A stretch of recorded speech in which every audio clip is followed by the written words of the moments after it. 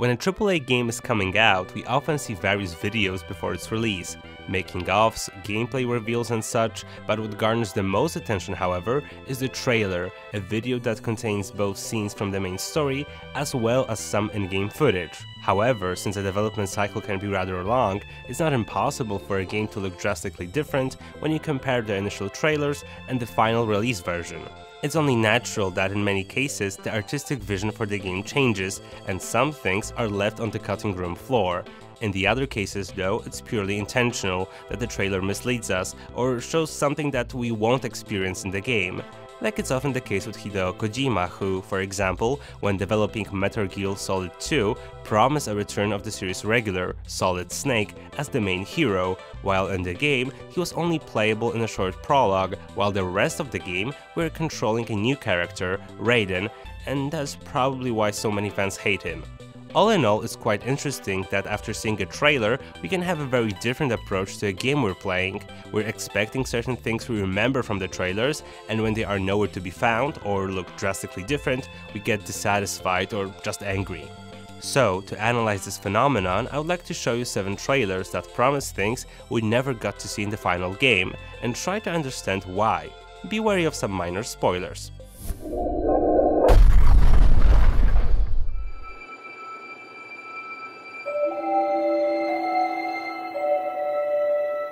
A textbook example of a trailer content cut from the game can be seen in the case of Dark Souls 2.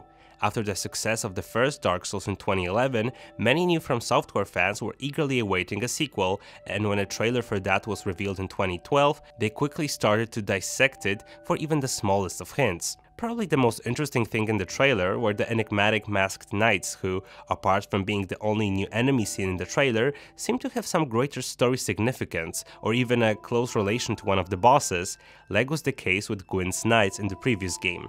After the game had shipped in 2014 though, the enemies were nowhere to be found, and it later turned out that, despite being a large part of Dark Souls 2 marketing, they were cut from the game entirely. In the game, they were replaced by the so-called masked mannequins. Wonder where that name came from. While their masks can only be seen for a brief moment in one of the game's locations. Well, I guess it's like they say that there's no use crying over spilled milk, and that thing is nothing new when it comes to the developer, as can be seen by the latest discoveries of hidden Bloodborne content. Even though at first the enemies seem to be a larger part of Dark Souls 2's story, their disappearance doesn't seem to have impacted the main plot, which is overall quite good.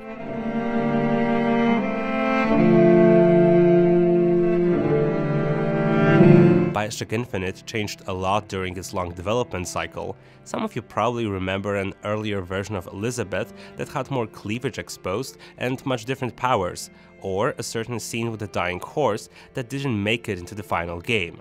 That's not all though. If you do some digging online, you can even learn about entire levels, powers, or even such equipment as jetpacks or spring boots that were cut from the final version. All of that is understandable. The game took nearly 5 years to complete, while its developers desperately wanted to top the first Bioshock's overwhelming success.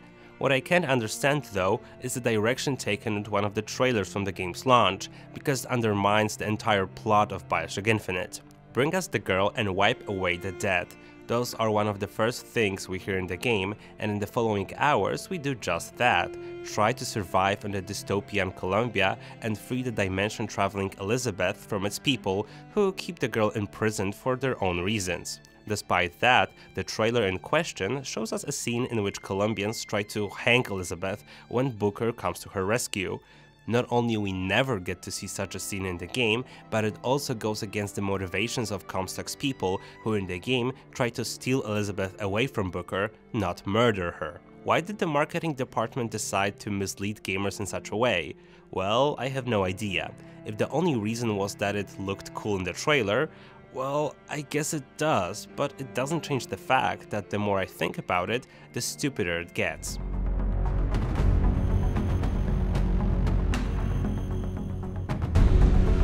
And speaking of Bioshock, let's take a look at yet another franchise from its publisher, 2K Games. Back in 2005, when 2K acquired the rights to the XCOM brand, we were promised that the legendary franchise would make a comeback, which came true in 2012's XCOM Enemy Unknown. Next to that, however, 2K also wanted to simultaneously publish an XCOM-themed FPS developed by 2K Marine, the team that brought us Bioshock 2. The upcoming game, simply called XCOM, was first revealed in 2010, and looking at it now, it was shaping up to be a really promising blend of Bioshock and the recent Prey. Although when the game's development came to an end, the horror-like atmosphere was gone, the game got renamed to the Bureau XCOM Declassified, and was more Mass Effect and Gears of War mixed with XCOM's tactical combat, rather than a Bioshock-like shooter with a horror atmosphere. It wasn't by any means a bad game, it was just mediocre and disappointing. Looking back at Bureau, it was quite obvious that the game had some trouble in development, and the gameplay style we finally got wasn't the developer's first choice. It seemed as if the heads of 2K got cold feet with the direction the game was headed, and as not to anger the core fans, took a step back to try to make it more like the original XCOM games, but it was apparently too late for that. Due to that, the Bureau wasn't as fresh and as exciting as to be able to attract a new audience, and when it tried to be tactical, it wasn't as deep as to satisfy the hardcore fan base. And that's a shame if I'm being honest, because a Bioshock-like shooter in the XCOM universe still seems like a great idea.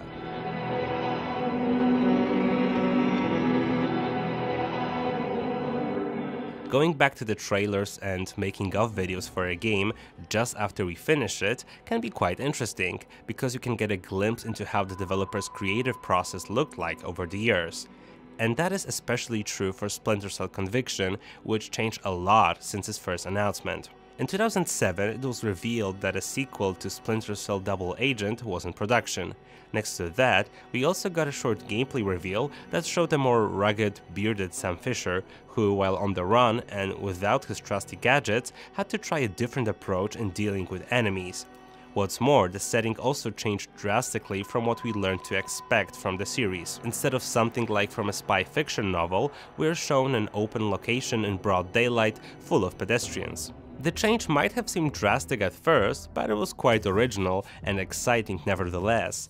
Too bad though that later in 2008 we got news that the production was being put on hold and Ubisoft was going back to the drawing board, so to speak. The fifth Splinter Cell was later re-revealed in 2009 and hit store shelves in 2010, and was unlike anything we came to expect from the first videos. As a casual fan of the series, I still had fun with the disappointing Conviction, but it goes without saying that if Ubisoft had stuck to their original vision, we would have gotten a much more unique and memorable game.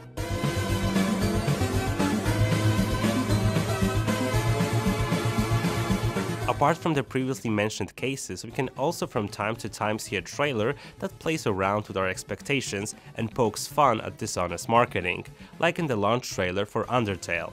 In the video for what we all know is a pixel art, retro-inspired 2D RPG, we can see a short scene in 3D with an intentionally poorly animated Toriel, one of the game's characters, where a sentence in the lower part of the screen reads, "Probably not actual gameplay footage." While such things never later appear in the game, it's obvious that it's intended as a jab at trailers that greatly overpromise before release. Cute.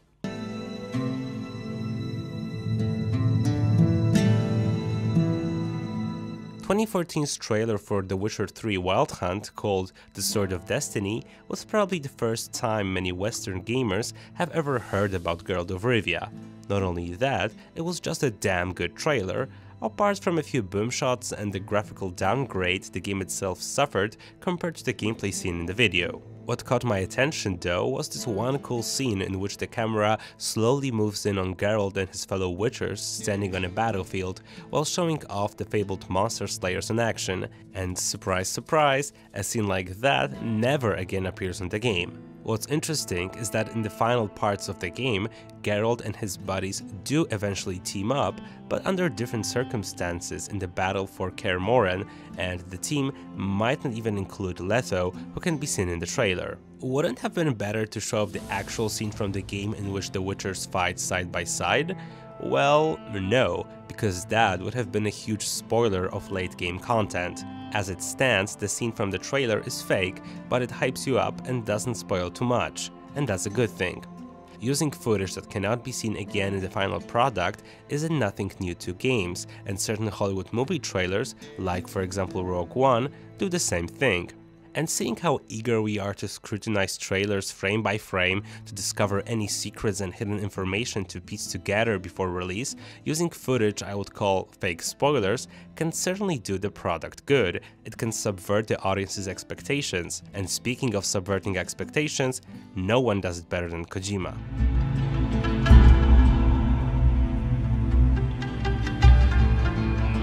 Using fake scenes in trailers can be seen in the marketing campaign for Metal Gear Solid 5: The Phantom Pain, which in itself is rather interesting.